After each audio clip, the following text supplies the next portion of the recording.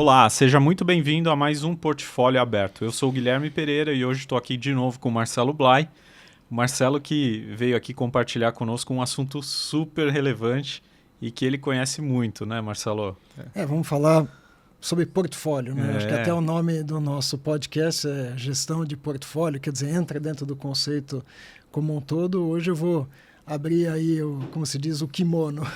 não, que legal. E vai ser uma oportunidade única. Eu já estou aqui querendo ver o que você vai mostrar para a gente, né? Acho que eu me preparei bastante, tem aqui algumas anotações, de vez em quando eu vou dar uma olhada, fazer uma referência também, que eu não quero deixar Não, é um tema denso, né? nada sem o entendimento, porque é uma coisa delicada, né? Você É. falar sobre gestão de dinheiro, É. as pessoas precisam ter muita responsabilidade com Não, isso. muito bacana você se dispor a compartilhar isso com a gente.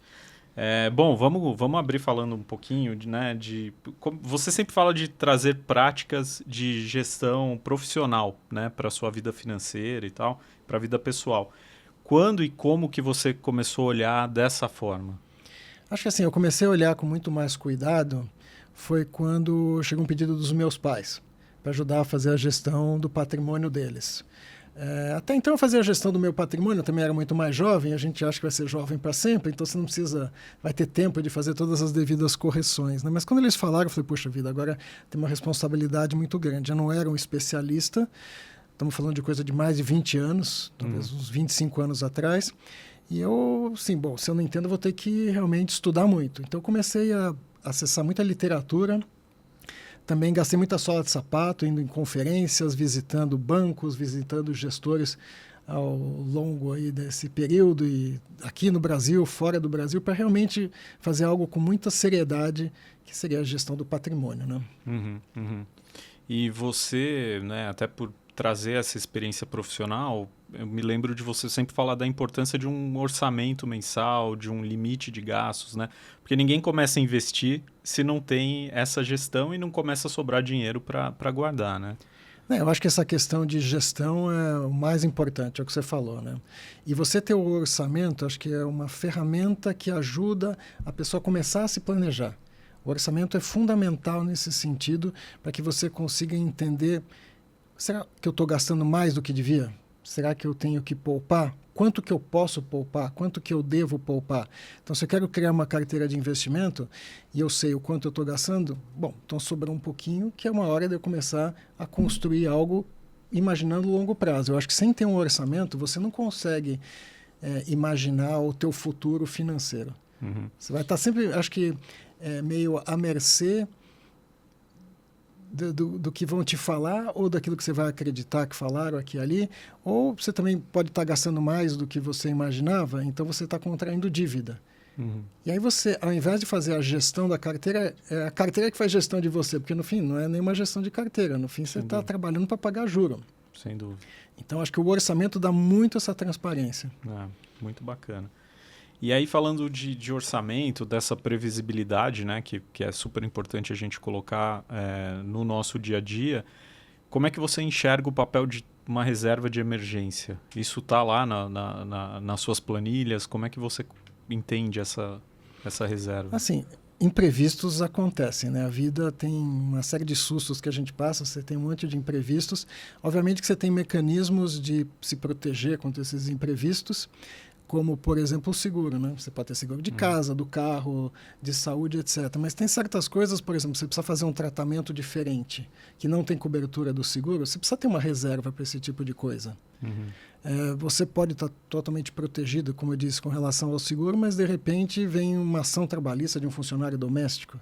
Então essa reserva de emergência acaba sendo muito importante. Então, se na gestão do teu portfólio você consegue destacar um pouquinho daquilo, não é fácil. Não estou querendo dizer assim que é fácil, a pessoa precisa ter muita disciplina. Acho que para fazer gestão de investimentos como um todo, disciplina é fundamental.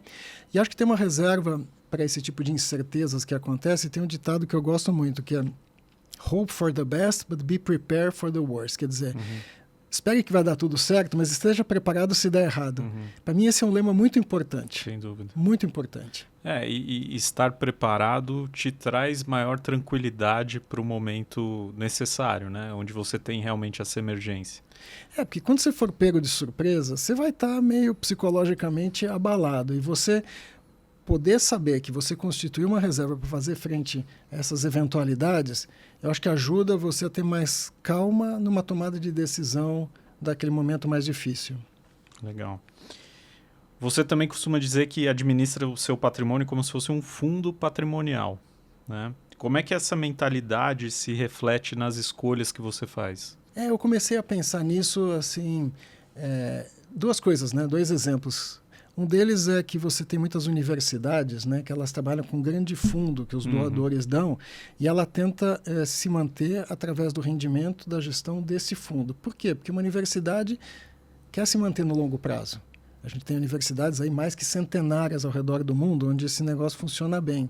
Então isso foi uma provocação. E outra provocação foi com relação, uma vez eu vi uma metáfora, era um caso que um senhor japonês estava plantando árvores na casa dos seus 80 anos. E vieram falar para ele, puxa vida, mas você está plantando isso daqui, você não vai ver essas árvores, né? Elas vão levar 20, 30 anos, dependendo do tipo de árvore, leva muito tempo. E ele disse, mas eu não estou plantando para mim.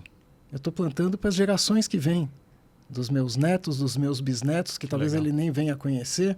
Então eu penso que isso que é tentar fazer a gestão do patrimônio. Eu estou fazendo uma gestão, na verdade, eu estou tomando emprestado um dinheiro que eu preciso proteger para que os meus filhos, os meus netos possam usufruir. Acho que isso traz uma conotação muito diferente no tipo de risco que você assume. Porque você, sim, tá bom, eu vou ter consumo, eu vou ter também um pouco de curtição, vou usar, mas você não vai torrar esse patrimônio, porque você tem uma responsabilidade. Você recebeu um mandato das gerações futuras de tomar conta do dinheiro para elas. Esse é um conceito pouco explorado e que eu particularmente aprendo muito com você, vendo você fazer isso no dia a dia. Então, quem está nos assistindo aqui, realmente peguem essa dica, porque é algo precioso e que a maioria dos brasileiros não está acostumado a pensar dessa forma. Eu não diria nem que só os brasileiros, né? Acho que é um conceito que você precisa parar e pensar que eu não estou fazendo a gestão só para mim. E aí você fica mais esperto se você assume determinado tipo de risco ou não. Legal. E acho que vem também de você entender a diferença de patrimônio e do dinheiro, né? Sim. O patrimônio é algo muito maior do que o dinheiro. Sim. E aí sim você tem esse processo de legado, de sucessão. Muito, muito legal, Marcelo.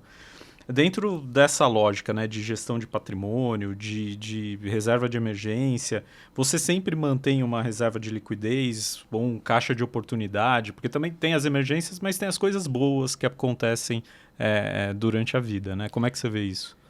Eu acho que, assim, também pedir muito para as pessoas, né? Você tem que fazer uma reserva para as próximas gerações, uma reserva para os riscos tal. Mas, no fim, a vida é essa, né? Acho que essa reserva de liquidez é uma coisa que eu também aprendi, vendo muitos casos, né, de pessoas que acabam... Todo mundo sabe naquele negócio, né, de comprar na alta e vender na baixa. Então, você entra em desespero, você vê o bolsa caindo, qualquer coisa, você vai vender. É o pior momento. O momento onde as coisas estão indo muito para baixo, você tem que ficar esperto, porque daí que surgem as oportunidades. Acho que você ter essa reserva, ter uma liquidez, vai te fazer ter a calma de poder avaliar que é um momento muito bom de entrada. Isso é, comprar na baixa. E aí você vende na alta. Então, acho que ter essa reserva basicamente para isso. Entendi. Em inglês, eles chamam de dry powder, que é ter pólvora seca. Perfeito. Quando você tiver, sei lá, você está num barco, né? Está no meio do oceano e se você deixar molhar a pólvora, está pegando coisas muito antigas, né? Na hora que você precisar usar, vai estar molhado, você não vai usar. Então, é ter um pouco dessa pólvora seca para você poder realmente disparar no momento mais adequado. Que legal. Muito bom, muito bom. Bom, agora a gente vai entrar num ponto aqui. Você falou que está para abrir o kimono, então eu vou te pedir para falar um pouco da construção da sua carteira, né? Como é que você atua com a distribuição dos seus ativos em diferentes classes de investimento? Acho que antes de mostrar, a gente pode mostrar aqui na tela, né? Realmente, acho que já está lá. Inclusive, eu gostaria de falar um pouco dos conceitos, né? Tá legal. Um dos conceitos é você ter um objetivo muito claro. O que eu quero desse patrimônio, né? Em termos de risco e retorno. Então, tem uma série de coisas que você precisa pensar. Eu preciso diversificar esse portfólio. Não adianta botar os ovos todos na mesma cesta. Acho que é um preceito bíblico, né? Você precisa, o conceito de diversificação. Precisa também pensar no conceito de liquidez. Acabamos de falar. Você precisa ter uma reserva de liquidez caso você precise ou tem uma oportunidade que passou.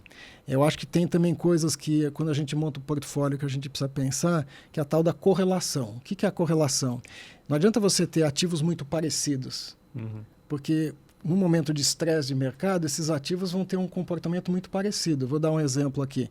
Você tem uma carteira de imóveis, onde você mora, e aluguel, e aí você sai comprando muita ação de construtora. Quando o mercado ficar ruim, essas duas coisas vão desvalorizar. Então, você precisa dar uma balanceada. Então, tem uma série de conceitos. Mas, falando da carteira em si, eu vou dar aqui um exemplo de uma carteira que eu estou chamando moderada, mas com dinâmica. Tá Por legal. quê? Porque é uma carteira, vamos ver. Então, nós temos aqui uma proposta de 35% em renda fixa. E tem uma parcela importante também em caixa. 8%, 8,5% aí. 23,5% em renda variável, que são ações. Aí você tem os fundos multimercado, para quem não conhece, são fundos que têm uma liberdade de poder aplicar em vários tipos de ativos diferentes, buscando um retorno mais atraente, com menos risco. Você tem as commodities, muito interessante. Commodity, a gente pode dar um exemplo aqui, ouro. Legal. Não significa que você vai ter ouro em casa, né? Assim, eu tenho alguns investimentos em commodities, não tem um cofrinho, não tem lá um lugar que eu guardo ouro. É impraticável isso. Em São Paulo não dá. Como é que você vai guardar? Como é que você precisa vender? Você vai raspar um pouquinho da barra de ouro? Não existe isso. Você compra títulos, papéis atrelados a ouro, que tem inclusive mais liquidez no mercado, mas o ouro te protege muito contra a inflação, por exemplo. Outro tipo de commodity que você pode apostar, petróleo. Você pode imaginar que vai ter riscos geopolíticos e o petróleo vai subir muito, então você pode usufruir um pouco. Então tem coisas interessantes com relação a commodities. Imóveis, que acho que é uma coisa que todo mundo conhece bastante. Criptomoedas. Você também coloca dinheiro em cripto? Comecei a colocar um pouco, botar uma pimentinha nisso. Acredito que as criptomoedas estão começando a ter um comportamento muito parecido com o ouro, que seria alguma coisa descorrelacionada do resto. E que tem uma possibilidade de upside, né, de ganho muito grande. Então, eu estou começando a entender, testar algumas coisas, mas eu acho que faz parte. Antigamente não se imaginava assim que criptomoeda podia ser algo, mas hoje em dia eu conheço muitos investidores que já têm parcelas importantes nesse tipo de ativo, também dentro desse conceito de diversificação. E também temos o consórcio, né? 5%, que eu acho que é muito importante dentro dessa estratégia, também ter o consórcio. Depois a gente pode explorar mais um pouco aí, se for o caso. Mas essa seria assim uma ideia geral. O que essa carteira está se propondo a entregar? Essa é uma carteira, do jeito que está construída, ela entregaria mais ou menos de 7% a 9% de retorno ao ano, além da inflação. Então, você já tem uma proteção da inflação. Então, você tem ativos aí, tipo ativos de renda fixa, que você pode pôr, que seria inflação mais alguma coisa. Então, essa carteira seria 7% a 9% acima da inflação. E que risco essa carteira tem? Essa é uma carteira que pode aí chacoalhar uns 10% ou 20%. Então, é uma carteira que, se você pegar ativos assim livres de risco, quer dizer, não existe nada livre de risco, mas ativos com menos risco, teria uns 50% da carteira, do jeito que eu construí aí, que são ativos que te protegem. Então, seria a parte mais moderada do portfólio. E tem a pimenta, que seria os outros 50%, onde você consegue capturar um pouco também das oportunidades de valorização de mercado, seja de ações, seja do que for. É uma carteira, dessa forma como está construída, que ela te dá a possibilidade de ter liquidez importante do patrimônio, coisa como 40% em 30 dias. E aí isso remete ao que eu falei anteriormente, que se você tem que fazer frente a tal reserva de emergência, você tem que aproveitar alguma oportunidade, é uma carteira que ela te entrega isso. Tem um pedaço da carteira que ele não tem essa liquidez, fica travado. Estamos falando aí de uns 15%, que são investimentos que você tem apostas muito longas. A expectativa de retorno também é maior, então você abre mão um pouco da liquidez para poder ter esse ganho lá na frente. Então, é mais ou menos esse o desenho que eu imagino. A gente pode explorar mais, talvez se as pessoas ficarem curiosas no futuro, podemos explicar um pouco mais. Uma coisa que eu queria elaborar aqui um pouco mais contigo, construir uma carteira dessa e com essa maturidade, como você explica, é algo que levou anos para você aprender, né? Então, para quem está começando agora, eu vejo a importância de um consultor financeiro, de encontrar um parceiro ideal para ajudar nesta construção, né? Como é que você enxerga isso? É fundamental. fundamental. Quando eu falei que eu fui estudar, fui lá atrás, eu também tomei uma decisão muito importante naquele momento. Eu falei, puxa vida, será que eu sou competente o suficiente para fazer esse negócio sozinho? Não sou. Tenho lá, respeito os meus limites, tenho humildade. Então, acho que você se cercar de pessoas que têm especialização faz todo sentido. Então, outra coisa, já que estamos com o kimono aberto, eu não faço operações diretamente em nenhum desses papéis. Então, eu não saio comprando ação da Apple, não saio comprando ação da Petro, seja o que for.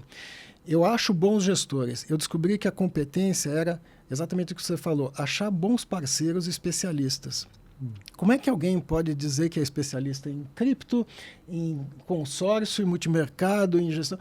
Óbvio, tem pessoas que têm uma capacidade absurda, mas são limitadas. Então, você achar pessoas boas em cada uma dessas coisas é interessante.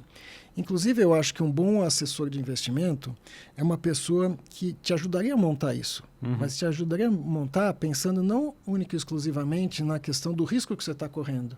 Quer dizer, do retorno. Certo. Mas do risco que você está correndo. Acho que muito mais importante do que você pensar no retorno, você tem que pensar, bom, tá, mas qual é o risco associado a isso?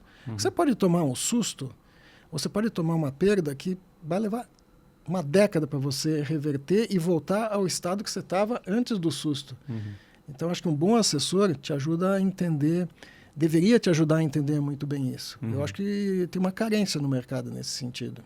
A gente percebe. Eu tenho uma experiência muito engraçada, porque pelo fato de ter sido CFO muitos anos, então os amigos, os familiares, você também passa por isso, eu imagino. Sim. Te procuram, e o que eu faço? E eu costumo dizer que finanças, como outras disciplinas, eu posso fazer uma comparação com a medicina, né? Então, você tem lá o especialista no coração, você tem o especialista no pulmão, você tem o ortopedista, e é o que você falou, achar que alguém vai fazer a gestão de cada um desses ativos de uma forma tão diversificada e tão inteligente é muito complexo. Tem gente que pode te ajudar muito a estruturar o portfólio, mais ou menos dessa maneira que eu fiz, te dizer o quanto é o risco que você corre. Acho que tem muita capacidade para isso daí. Mas depois você começar a compor essas fatias da pizza com os ativos propriamente ditos, é bom você procurar os especialistas. Vamos complicar um pouquinho mais essa conversa, que eu sei que você gosta dessa sofisticação, né? Dessa sofisticação nos fundamentos aí da sua carteira. A gente olha para fora do Brasil também, né? Principalmente, você falou de tensões geopolíticas e tal. Você considera importante essa diversificação geográfica? Como é que você enxerga isso? Eu acho que é muito importante. Acho que é importante, um dos temas eu falei, você acabou de repetir agora, que são os riscos políticos, né? Antes se pensava muito risco político do local que você está morando, né? Então, sei lá, você está morando na Venezuela, de repente muda o regime. Você está morando na Argentina, vem um presidente com uma visão muito diferente do que estava sendo feito até então. Então, tem a questão do risco político, mas hoje, do jeito que o mundo está, tem a questão do risco geopolítico, que é muito séria, né? Nós estamos vendo aí vários pontos aí de tensão no globo, não vou ficar aqui enumerando, todo mundo está acompanhando, mas também você ter uma diversificação geográfica te permite acessar mercados com outras oportunidades. Então vamos pegar o exemplo hoje está muito em voga falar de inteligência artificial. Então, como é que você faz para investir em inteligência artificial estando aqui no Brasil? Você não tem empresas listadas na Bolsa especificamente de inteligência artificial. Certo. Então, para você poder surfar essa onda, que eu acredito que virá até mais forte do que foi a época da internet, né? Todo mundo fala internet, foi um boom, mas acho que a inteligência artificial é muito mais poderosa, né? E a gente está só raspando a superfície. Então, é interessante você estar exposto a esse tipo de risco. Mas você precisa procurar uma geografia diferente, dado que na nossa geografia não tem.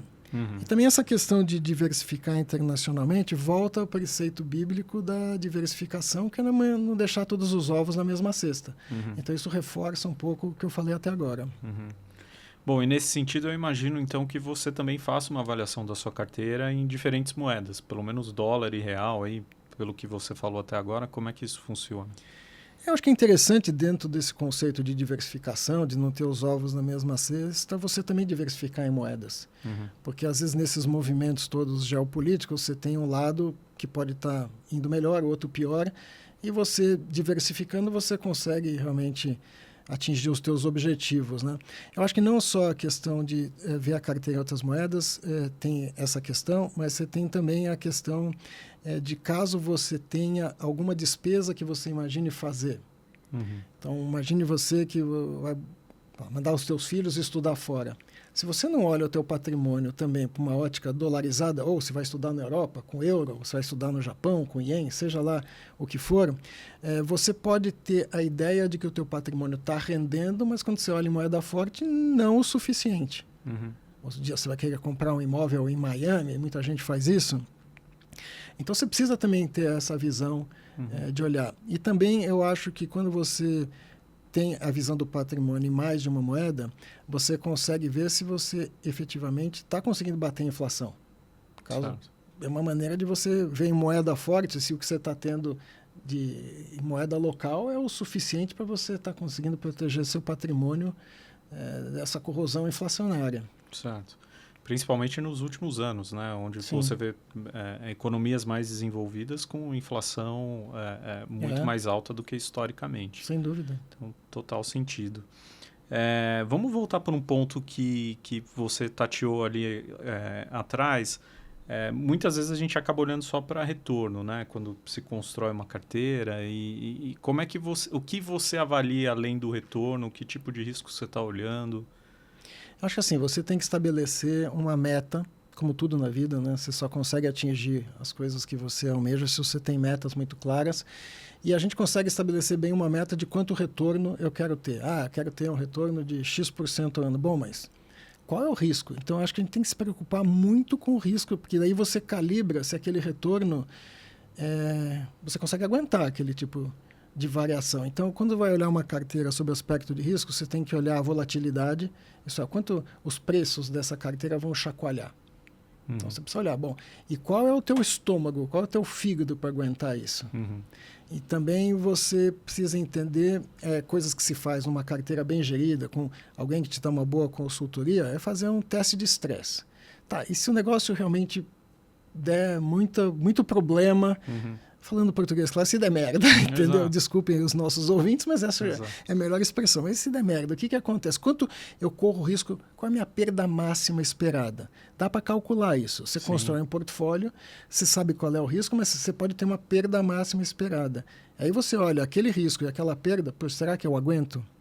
Será que em determinado montagem de portfólio que vai me dar 10% ao ano, pode ser que você tenha uma perda de 30% num determinado mês. Não, isso eu não aguento de jeito nenhum. Eu não posso passar por esse estresse porque eu vou ter um problema cardíaco. Então, você precisa fazer esse teste de estresse e também qual é a tua... qual é o teu fígado, qual é o teu estado psicológico para você aguentar o tempo que vai levar para a carteira recuperar. Chama drawdown, né? Quanto tempo que o negócio mergulha e daí quanto tempo ele vai levar para recuperar. Você olhar tudo isso, você está fazendo uma avaliação de risco, para saber se aquele retorno que você está programando, você tem capacidade de enfrentar. Certo.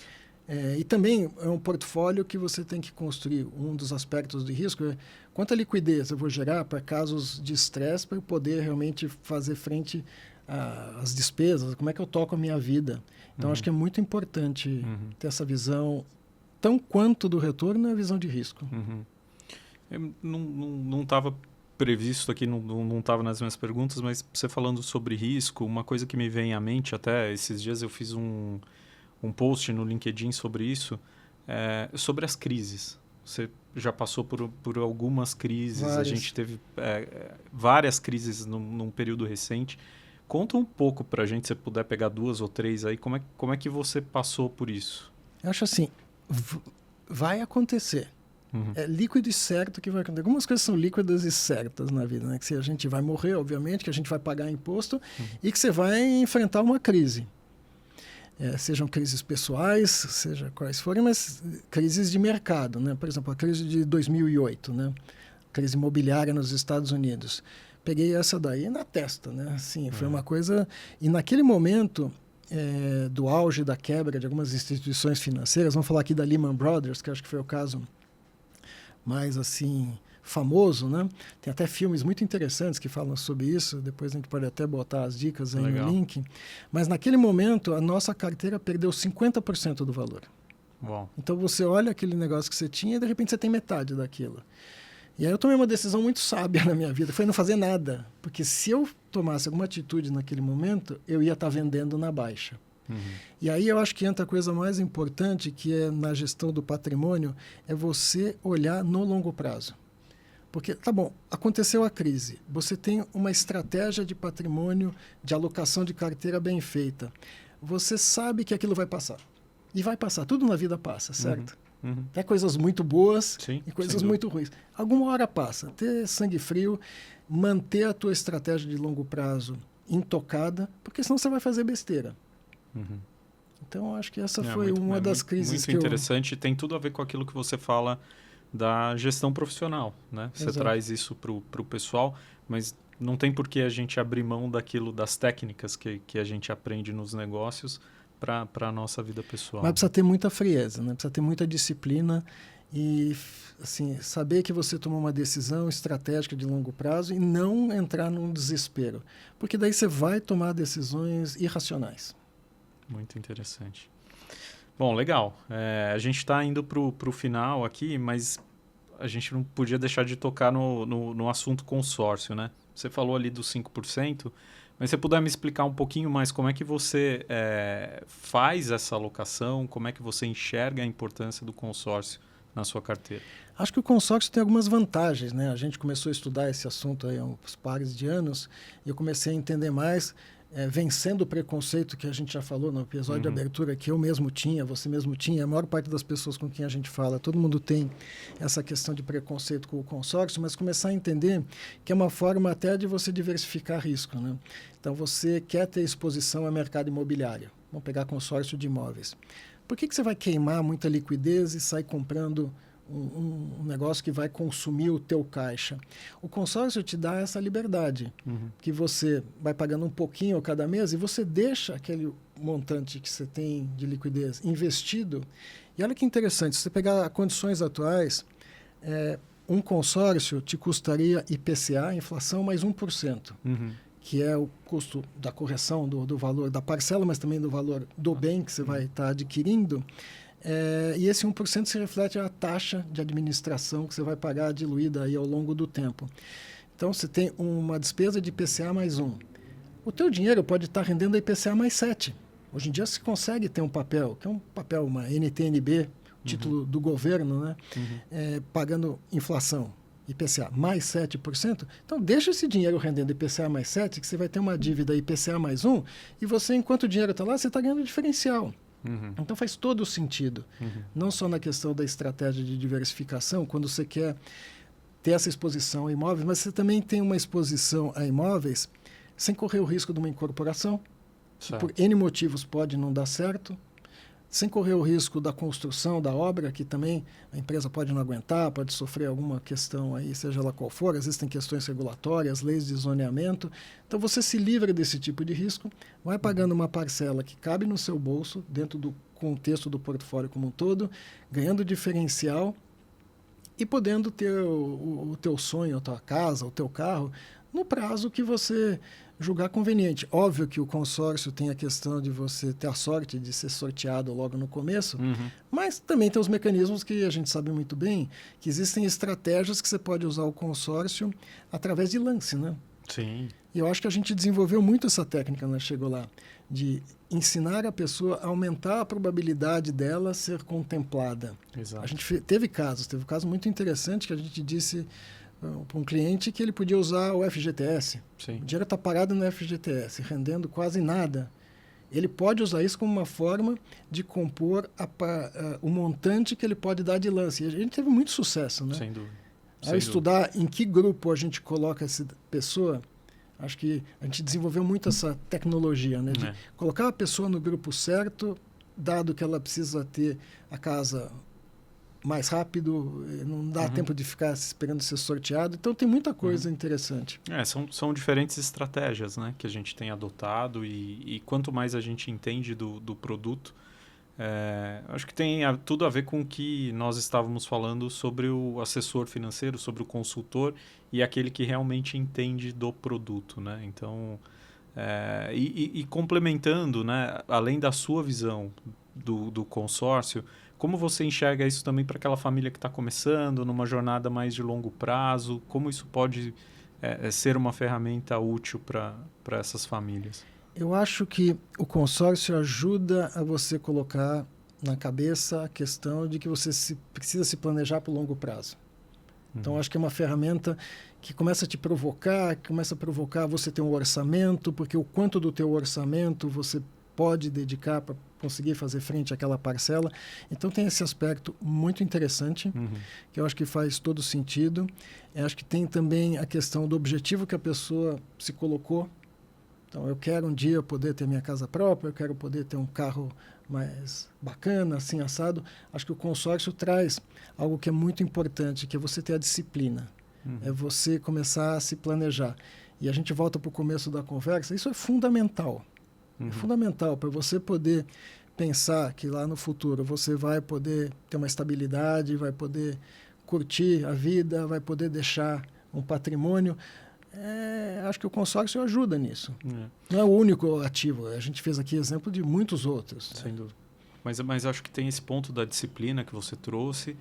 Tem uma questão, né? A gente teve uma experiência esses dias de uma família que buscava um primeiro imóvel e percebeu que, através do consórcio, eles tornariam esse sonho algo muito mais fácil de ser atingido, através exatamente de uma dessas estratégias que você colocou.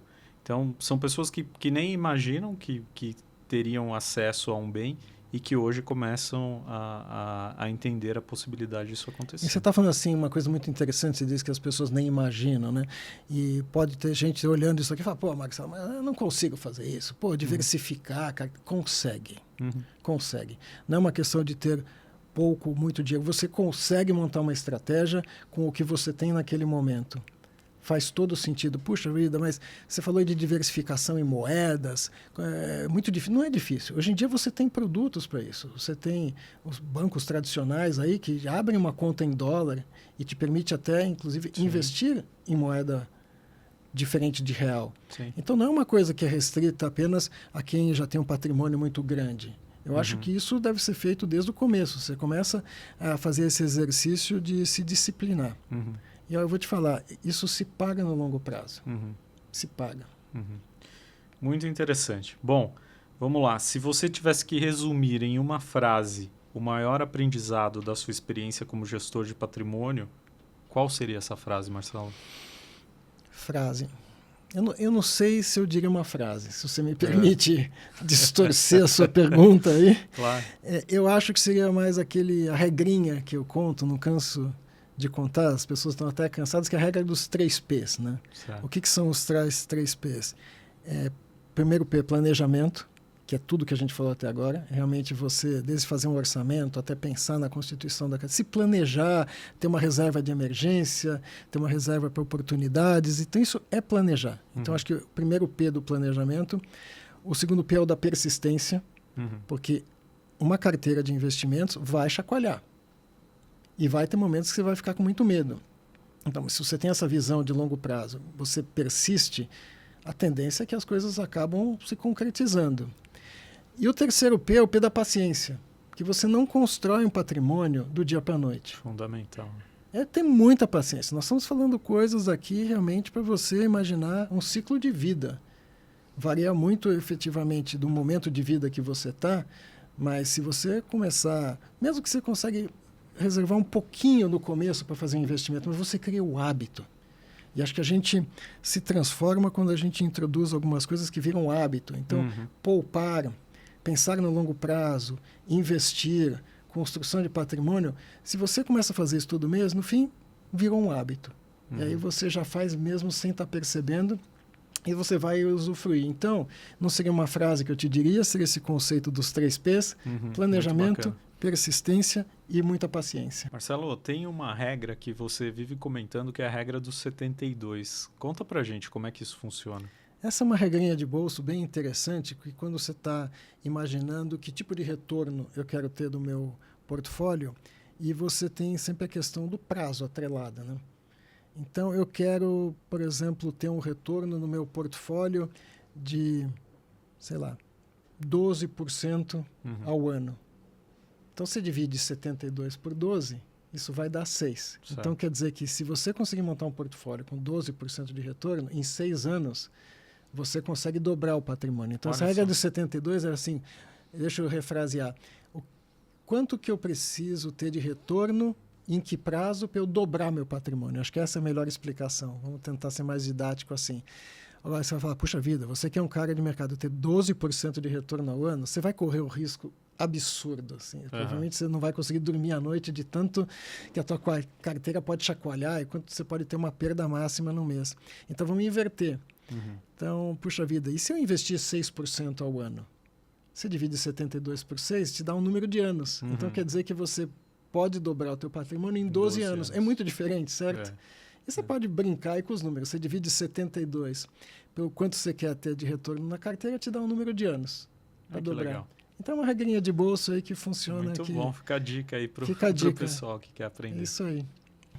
Muito legal. Bom, muito obrigado por compartilhar com a gente. Estou super curioso também para saber o que as pessoas vão comentar sobre as suas próprias carteiras, sobre as suas dúvidas. Conhecendo o Marcelo, você vai estar super à disposição, né, Marcelo? Olha, quem quiser realmente tirar dúvidas, eu posso, na medida da minha competência, na medida do meu conhecimento. E assim, uma coisa que eu sou muito honesto é que se eu não souber, eu vou dizer não sei. Acho que tem um valor enorme. Mas mande umas mensagens aí nos comentários, eu podendo estar ajudando, respondendo, compartilhando experiências, compartilhando os meus erros, que é muito importante também, né? Não é só de sucesso que a gente vive. Então, fico totalmente à disposição e obrigado aí pela oportunidade de abrir o kimono. É isso aí. Legal. Muito obrigado, viu, Marcelo?